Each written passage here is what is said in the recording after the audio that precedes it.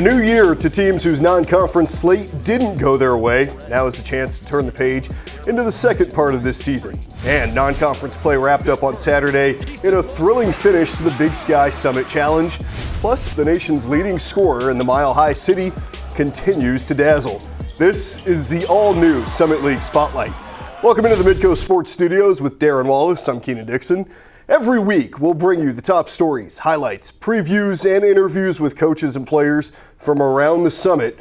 And as the page turns on the calendar for some teams, it signifies a new season, a start to league play, and really diving into league play, Darren. Yeah, it's been a long road to get here. Obviously, November and December, you play those non-conference games, you'll play your tune-up games, you'll play a few challenge games, at least some teams will, to try and test themselves and really see where they stand. But now we get into the nitty-gritty. This is where it all matters, and you really start to lay the framework for where you'll be in the postseason.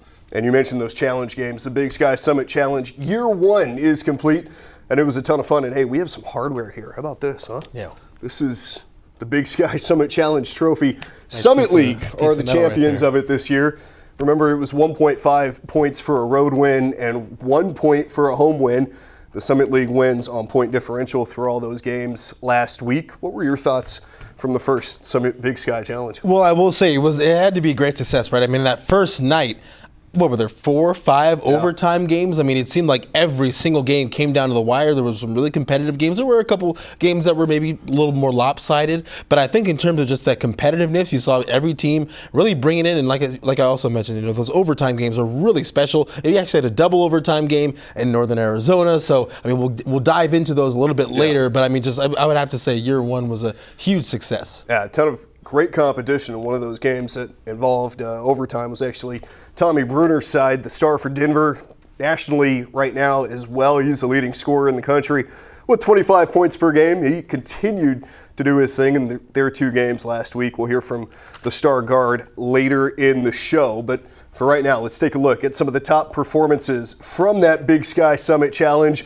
Oral Roberts men traveled to Montana State on Wednesday. ORU wins 82-76. Transfer Jalen Bedford has done it all this season. He led all scorers with 23 points and 7 rebounds. His third 20-point game this season, Darren. He's averaging 14, and Isaac McBride, 19 and 5. This team is pretty good. They've played a tough non-conference, though. Yeah, I think what you're seeing is the result of what happens when you lose a player in Max Haismith, you lose a coach in Paul Mills, so you kind of spend the non-conference part of your season really trying to find yourselves again. This is a good program. This is a program that has built its way to where they are now. They've earned the reputation they have in the Summit League and nationally, and I think you're going to start to see here as we get into conference play that this team is going to start to figure out who they are. They might not wow you when you look at the win and loss column, but I think as you start to dive deeper into Summit League play, they'll start to get more comfortable, they'll start to gel, and then we'll start to see shades of those teams that have made NCAA tournament appearances and also NCAA tournament runs. Absolutely, and then South Dakota State, Northern Colorado. I mean, you talked about that. Yeah, the Northern Colorado game, it looked like Northern Colorado would run into ORU's crib and steal a win, but it wouldn't be the case, as you'll see. They led by as much as 9 in the second half in various points of the game, but ORU, they never quit. Ruthie Udomo, who's been a monster inside for the Golden Eagles, she's nearly averaging a double-double this year. She stuffed the stat sheet. She had 13 points, 6 rebounds, and 4 assists for ORU, who's normally a prolific three-point shooting team, but under Kelsey Music, but they only made 3 threes the entire game. They shot 3 for 22 from behind the three-point line. They scored 44 points in the paint, led by Jalea Oglesby off the bench. She shot 9 for 11 from the floor, finished with a team-high 18 points. But of course, the hero was the preseason first-team All-Summit League selection, Hannah Cooper, the game-winning layup with 3 seconds to go. Hannah Cemental would miss the game-winning three-point attempt on the other end for Northern Colorado. So ORU avoids an upset, and they stay perfect at home this season. Keenan, this is an ORU team that I'm sure a lot of people expected to be near the top of the standings on the women's side. They're doing that right now, and that win kind of encapsulates just how gritty they are when the shot's not falling. Yeah, this is a dangerous team. We saw how they could score last year. Kelsey Music has that up-tempo style of offense, but I mean, when it comes down to it, they can win games when they need to. In the Mile High City, it was Denver against Idaho State last year. It was a thrilling finish in Pocatello. This year, same thing, just in Denver. And Denver trailed by 6 at the half. They came out in the second half. They shot over 60% from the field. They looked very good. And then Tommy Bruner does what Tommy Bruner does. He had 33 points in that game, including 2 crucial triples in overtime to beat the Bengals 95-82. Denver scored 18 points in the 5-minute extra frame. And Bruner, as we mentioned, remains the nation's leading scorer. Scored 22 or better in his last 6 games. 3 of those are 30-point showings. Yeah, Tommy Bruner, he can do it all. He can score inside, he can score outside. You look at this Denver team, and over the past few years, they've kind of been middle of the pack, and you might have really thought of them as more of a defensive team led by Jeff Wilburn. But I think when you look at how they're playing this year, the addition of Jackson Brenchley has also been crucial for them. He's averaging 10 points a game, and that might not wow you, but I think when you look at the entire body of work from Denver, you have a Tommy Bruner who's averaging 25 a game, but you're getting contributions and steady contributions from 2 other guys. So I think you got to tip your hat to what Tommy Bruner is doing, but he's not doing it alone. I think the others are making it easier for him, and Tommy's taking advantage of the opportunities he's getting. And you mentioned Jackson Brenchley, the 4-year transfer from Utah, playing in the Pac-12. Now he's moving to Denver. He has settled in well into this team as more of a distributor. He can also shoot. Toko Tynamo, I should mention that game, had 18 points and 9 rebounds. The Flying Finn, he's pretty special. Yeah, he's really good. Denver is really good. They look great to start the season. But moving over to the women's side of the Summit League Big Sky Challenge, we had SDSU in Northern Arizona in an absolute thriller. SDSU trailed for most of this game, most of the second half, and they trailed by as much as 13 in the fourth with about 8 minutes and change left to go. But Paige Meyer and Brooklyn Meyer, they weren't going to have it. They wouldn't let the team go down easy. The Jacks started the fourth quarter, or rather, they went on a 10-0 run. After they found themselves trailing by 13, they cut it to an 84-81 game. Then after the Lumberjacks got a bucket, Paige Meyer and Madison Veloston scored 5 straight and tied the game at 86. Then at the end of regulation, trailing by 2, Paige Meyer ties the ball game with a layup with 4 seconds to go, didn't even use the glass. Then after both teams scored just 5 points in the first overtime, we went to a second overtime and the Jacks dominated, outscoring the Lumberjacks 17-9 in that second overtime frame. Paige Meyer, 37 big ones, most in program history in the Division I era. Brooklyn Meyer, 22 points, not too much of a slack herself. I mean, you're getting 59 points from those 2 players by themselves. By the way, they're not related, just the same last name. If there was any confusion. Should mention that as well. Well, and then it was South Dakota and Idaho State in women's hoops. Grace Larkins, well, she's done it all. She did it last season for South Dakota, helping them to a solid season. She's done it again this year. 19 points with 11 rebounds, her 3rd double-double of the season. 73-47 Coyotes. And South Dakota, I mean, they look really good. They've won 7 of their last 9 against Division I opponents. Also, Tarrant, 12 different scorers in this game. That type of scoring offensive diversity, that should be something that is perhaps feared by the rest of the Summit. Yeah, it wasn't something that we saw from South Dakota almost at all last year. All those injuries, it was just constant shifting of lineups. You know, this girl's hurt, that girl's hurt, this girl can play, that girl can't play. But I think this year you're seeing a much different type of South Dakota women's team. Obviously, Grace Larkins is the head of the snake, but I think the additions of Tori DePerry and Kendall Holmes have proven really fruitful for South Dakota early on. They've been really steady, really solid in that lineup. Kendall Holmes with the outside shooting and DePerry with kind of her inside presence and toughness on the offensive and defensive end. So I think when you mentioned that 12 different scorers in this game for South Dakota, that's what you can kind of expect, or rather, the style that you can expect them to play as Summit League play begins. Yeah, or rather continues, I should say. Yeah, it's a dangerous team going into the rest of Summit League play, and I mean another team is South Dakota State. Yeah, the South Dakota State men coming off a brutal loss to Weber State, and you know Zeke Mayo obviously has ties to Weber State with his good buddy Damian Lillard. But this is the kind of win that you felt like the Jackrabbits needed after dropping that tough one. 3 players shot perfect from the field. Will Kyle III, 9 for 9. Luke Appel, 5 for 5. And Matt Morris, 3 for 3 off the bench. He had 9 points, so that means he had 3 layups and 3 and 1s. Then you get 19 points from Zeke Mayo on 5 made threes. The Jacks really could do no wrong in the game. They never trailed, and they shot 75% from the floor in the first half. And in a Summit League conference that, you know, on both sides, men and women, but particularly the men, it feels as open as it does. This could be the kind of a game that sends a message to the rest of the league because, you know, we talked about ORU earlier. They've kind of been the the kings of the men's side for the past few years. But I think South Dakota State, outside of, the 2021, Baylor Shimerman-led team, I think they kind of took arguably a step back last season. So now I think with that kind of a win over Montana State, you send a message like, hey, this is our conference. We own this thing. Yeah, a dominant performance. And I mean, Frost is one of the toughest places to play in the country. Really, it is over the last decade. And they've defended it well. They've made that place a fortress. It's very difficult for Summit League teams to go in there and try and get a win. We saw it last year. Oral Roberts had to do everything they could to come out of there with a win. And Zeke Mayo just plays at an exceptional level there. All of a sudden, William Kyle III is playing at a different level as well. Dangerous squad. All right, let's take a look at the current Summit League standings after 1 week of league play. Of course, that was a couple weeks ago. On the men's side, St. Thomas is the only 2-0 team. They played 2 games, won both, and North Dakota State, rather they beat North Dakota and Kansas City. South Dakota State, the only other unbeaten after their lone win over North Dakota. Reigning champs Oral Roberts at 1-1 after dropping the opening game to Kansas City and beating Denver in overtime. I think the lesson here that we need to all take from this is we don't know anything. Yeah, I mean, you look at the preseason standings and just look at how it's shaken out after the first weekend of conference play. I'm sure you're probably looking at it on both sides and saying, what's going on here? Yeah. I mean, you've got St. Thomas at top, which honestly, for some, I think a lot of people maybe expected this leap. You look at how they played Oral Roberts last year in the Summit League tournament semifinals. You were probably thinking, wow, St. Thomas is a team that can really play. They also showed it this year when they went to Marquette, nearly beat them at their place, could have beaten them at their place. But Johnny Towers got these guys rolling, and I would expect them to stay at the top of the conference on the men's side for at least a while as we begin this conference play.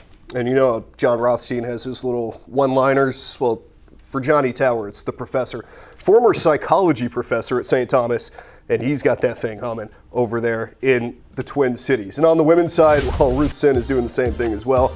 St. Thomas, ORU, and South Dakota State, as well as North Dakota State, all survived the first week without a blemish. And we mentioned Ruth Sin.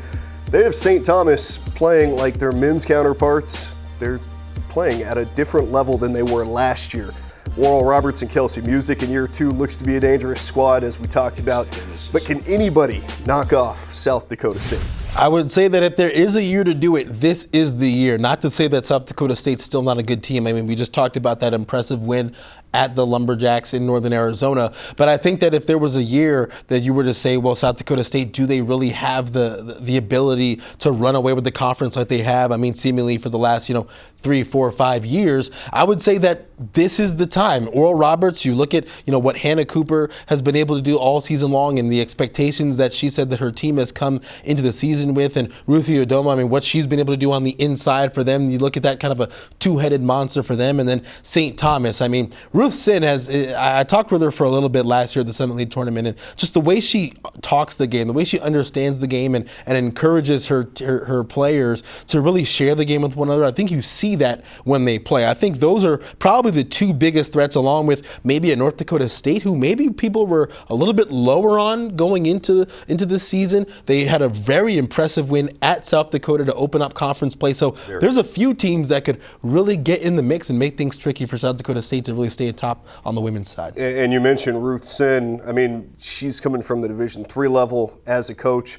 But this is a St. Thomas program on the women's side that was just as dominant as the men's side at the D3 level. Ruth Sin, a legend in the coaching circles as well. And then, of course, I mean, North Dakota State, always dangerous. They're always in the mix. Heaven Hamling, her experience. They have a good offense up there as well. All right, when we come back, a conversation with the nation's leading scorer on how he's getting it done.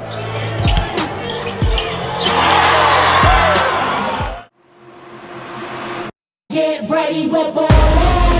You go right, I go left. Put in work, drippin' sweat, ain't even halftime yet. We're ballin'. Bounce 'em out the floor, get 'em, check the score. Yeah, we get 'em, they ain't even know what hit 'em. We're ballin'. They wanna get like me. You better turn this thing up a couple 100 degrees. We're ballin'. I got glory in my bones, now don't let it into my zone. From the first shot to the final buzzer, don't miss a moment of the Summit League basketball season. Midco Sports Plus is the streaming home for all your Summit League teams. Subscribe today for exclusive content, expert team analysis, complete game coverage, and every single minute of Summit League action. Subscribe and watch at midcosportsplus.com.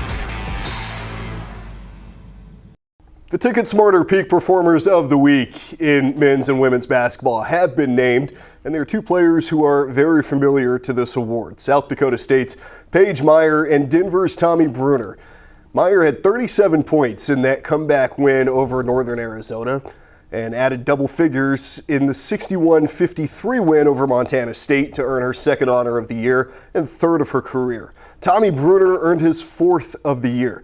With big performances last week, the senior scored 57 points over 2 games, helping Denver to an overtime win at home against Idaho State. I caught up with Bruner to talk about how he's been able to shine this season. Bruner, 3. Tommy Bruner, pure. You just gotta, you gotta get better each and every day. You can't really take steps backwards. If you're having success, it's fragile. So you really got to take care of it. So that's what I try to do. I try to get better, game after game, day after day. That's kind of my mentality, each and every day, and that's what I look forward to. What is that feeling like when you just kind of know that you can't miss? Like, you kind of look at your hand, the LeBron James, like, I'm going to shoot this and it's going to go in. First one in the corner, they left me. Tommy pulls the trigger on a 3. No. The second one was, shot clock was running down. They had 5 guys in the right position, so I just shot it over the top. And, you just got to trust the shot and pray it go in. An 8-0 run, I honestly don't think we've seen one so far. Tommy for 3 again. No.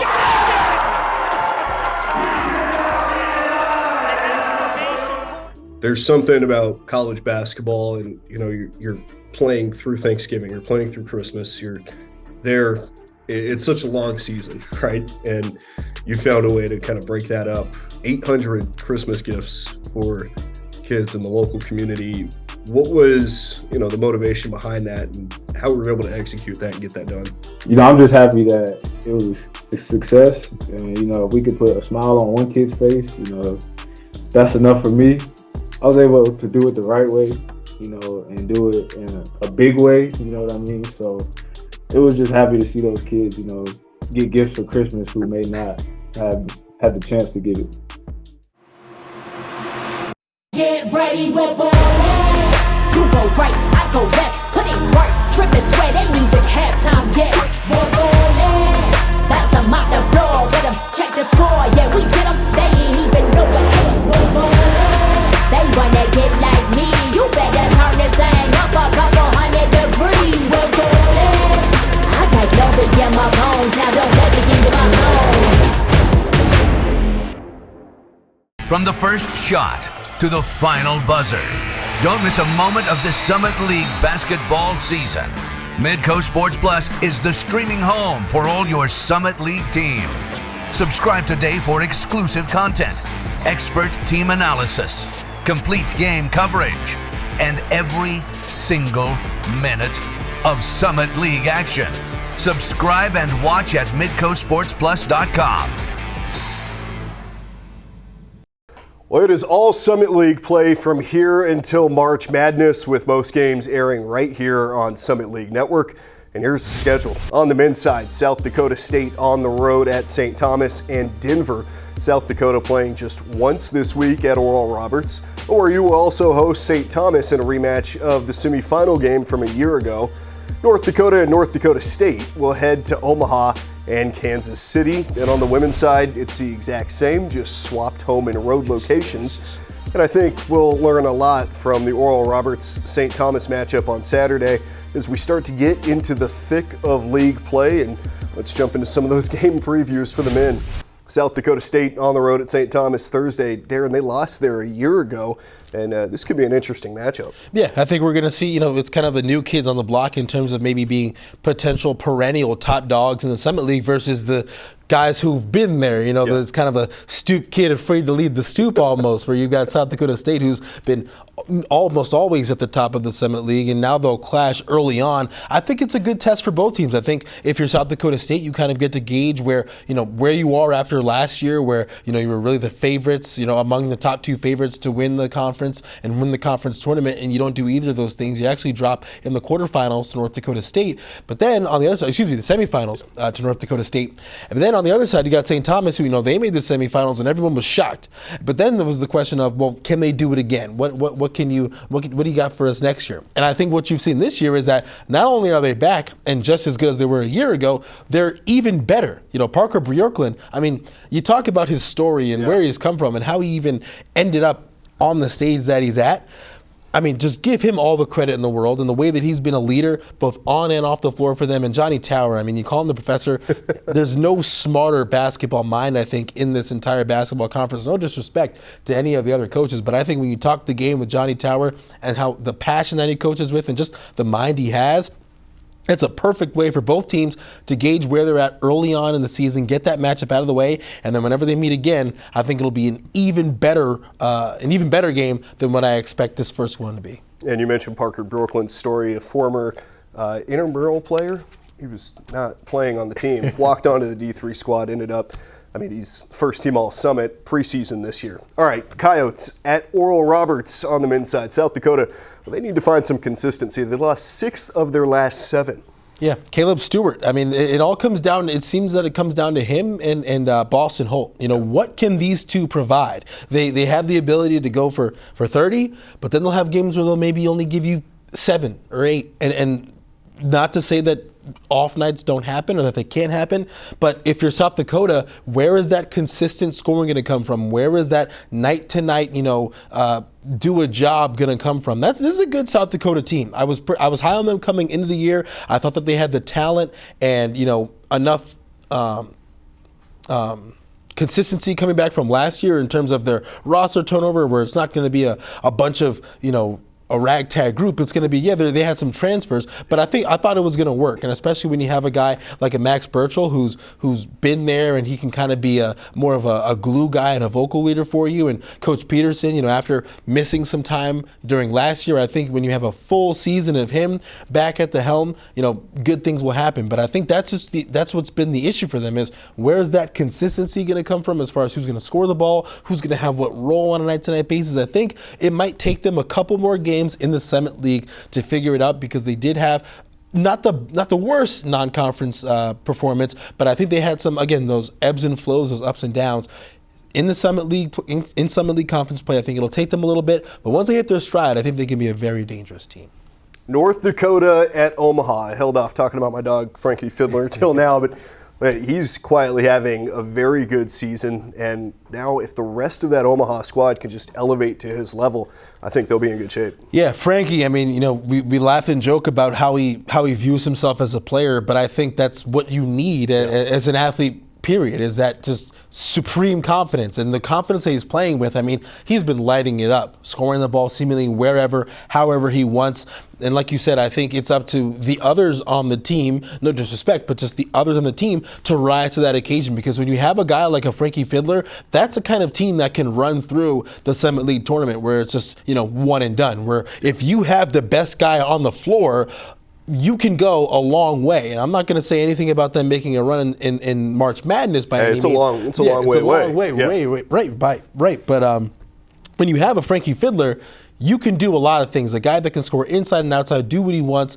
Your team can go a long way. On the other side, for North Dakota, I think they need to figure out their identity as well. We talk about South Dakota finding their identity. I think North Dakota's kind of in that same boat where you've got a lot of guys that can do a lot of different things, but where does it all fit in? This is a very interesting early season matchup. Again, I think this weekend in particular on both sides, I think is going to be very telling, because you've got some of the top dogs already going at it, some of those teams that we kind of expected to be in the middle of the pack going at it. So this will be a very telling weekend for the Summit League. And North Dakota with Tracy Eaglestaff and BJ Omot, a couple of guys who've been playing pretty well as well.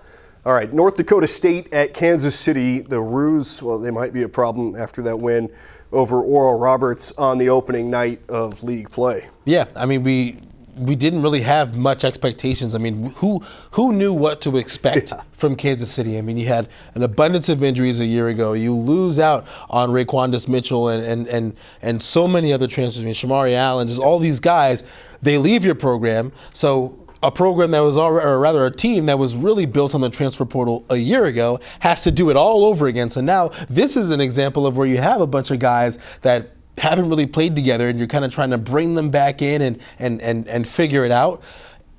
I will have to say, after that win they had against Oral Roberts, I think you got to take Kansas City very seriously. Obviously, it's a night-to-night league. Anything can happen on a Thursday or a Saturday. But I think just the confidence you get from beating a team like Oral Roberts, I mean, you can build on that in such a way where now you're looking at Kansas City and you're not looking at them as bottom feeders. You're looking at them as a team that can, kind of like St. Thomas, really shock a lot of people. So yeah, Kansas City, very dangerous team to look out for. But North Dakota State, I think they lost a lot. I don't think people really expected them to really fall off the way that they have. They're well coached. They play the right way. But I think, you lost an NBA talent in Grant Nelson, and that's no small thing to replace. I mean, Oral Roberts is kind of going through a similar thing where you lose a Max Asmus who's maybe not as surefire of NBA talent as Grant Nelson, but he's on the cusp. He's a very special player. All-American. Right, exactly. Yeah. So I think,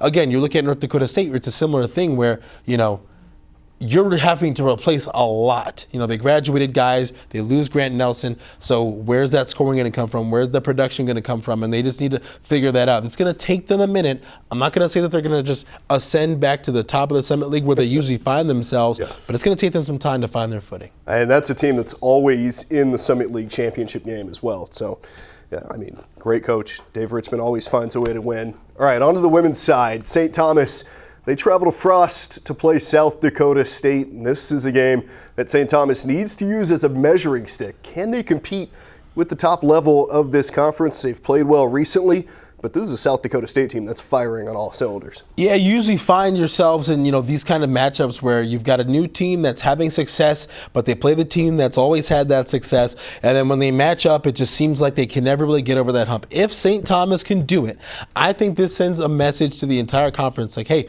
we're not just some team that is making the jump to the Division I level and we're trying to see where we fit in. No, we're coming to the Summit League to dominate the Summit League. I think this is a huge test. I think it's going to be a great game. Again, I think on both sides you're going to have really, really awesome games. And this is one that I've got circled. I'll be very tuned in to see who comes out on top because I think really you're looking at two of the top three teams. I think you add Oral Roberts in the mix as well.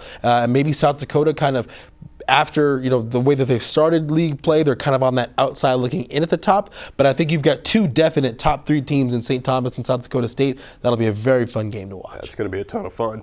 In Vermillion, Oral Roberts at South Dakota. Same situation for ORU. South Dakota started to find their way, and this would be a big win for the Golden Eagles on the road. Yeah, after dropping that first one in North Dakota State in conference play, I think South Dakota kind of had to look themselves in the mirror. Coach Kari has said, we're not going to feel sorry for ourselves. We don't have time to. This is a league where, basketball is a game rather where, every day is a new day, and you're not going to shoot 50, 60% every game. You're not going to shoot, and make 10 threes every game. You have to take it one play at a time, every minute, every second at a time, and that's kind of been the sentiment she's echoing. Again, like I mentioned earlier, this is a team that dealt with a ton of injuries last year, and you mentioned 12 players in the scorebook for them. They couldn't have even, that literally wasn't possible last year. I think throughout the entirety of Summit League play, they had only about 7 or 8 healthy players. Yeah. So now you're getting everyone some experience. You bring in the new additions of Kendall Holmes and Tori DePerry, and you've already got Grace Sarkins, who's one of, if not the best player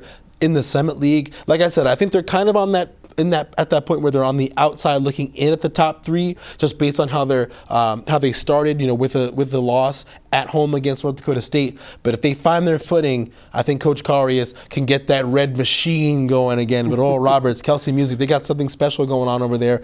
After what they did last year, kind of turning around that program, now you're in year 2 of the Kelsey Music era led by Hannah Cooper and company. Again, this is another matchup that you'll really find out what these teams are made of. I think we're learning any given Thursday or Saturday in the Summit is going to be a ton of fun, right? Omaha at North Dakota, two teams that are reeling, but with star players embedded in their rosters. Preseason Player of the Year Casey Borovich and the Fighting Hawks have lost 6 of 7, and Grace Cave and Omaha have dropped 5 straight. A textbook opportunity to get right. Yeah, I mean, you look at North Dakota, and I think a lot of folks were higher on them than what they've shown. Now, Casey has missed some time this season. There's been a lot of, question marks and inconsistencies as far as roles for the North Dakota team. But I think when you have a Casey Borovich, you always have a chance. I mean, she's liable to go off for 30, 35 on any given night. That's just how good of a player that she is.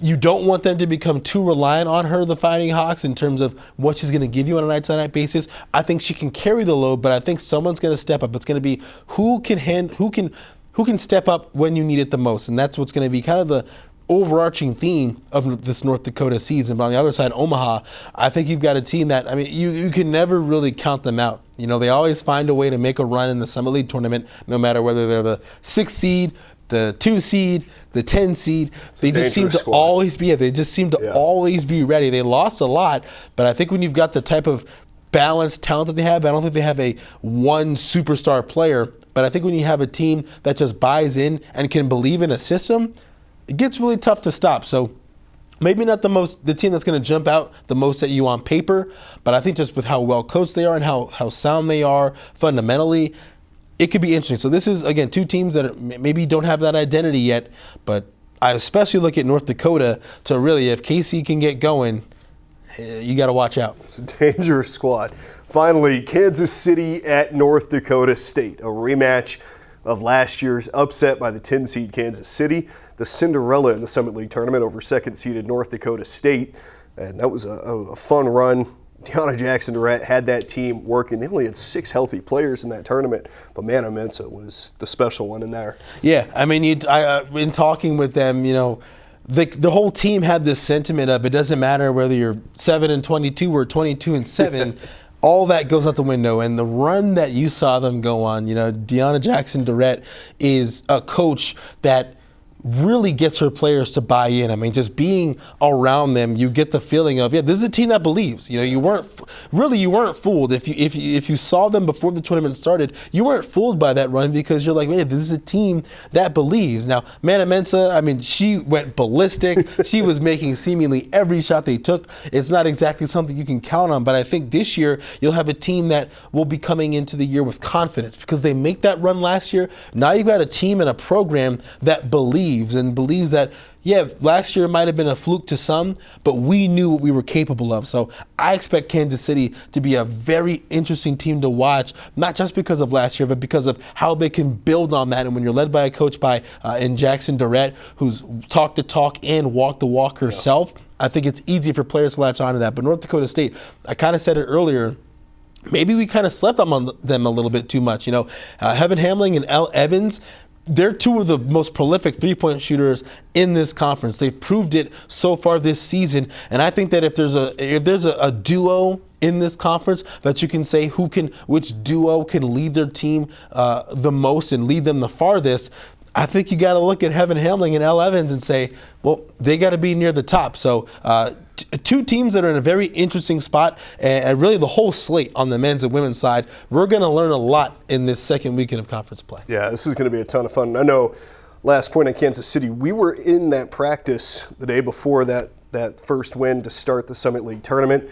And Deanna Jackson-Durrett, I mean, the pump-up speech, I wanted to lace up the shoes and get out there. Right. That was, Special stuff. Point me to the nearest wall. Well, all games will air this weekend on Summit League Network. That's 16 of them, so make sure you subscribe.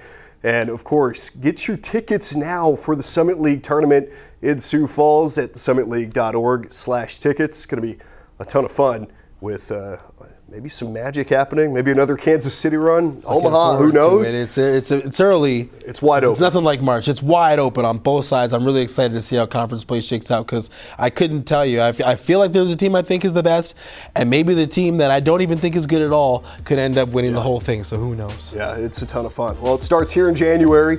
He's Darren Wallace. I'm Keenan Dixon. This has been Summit League Spotlight. We'll see you next week.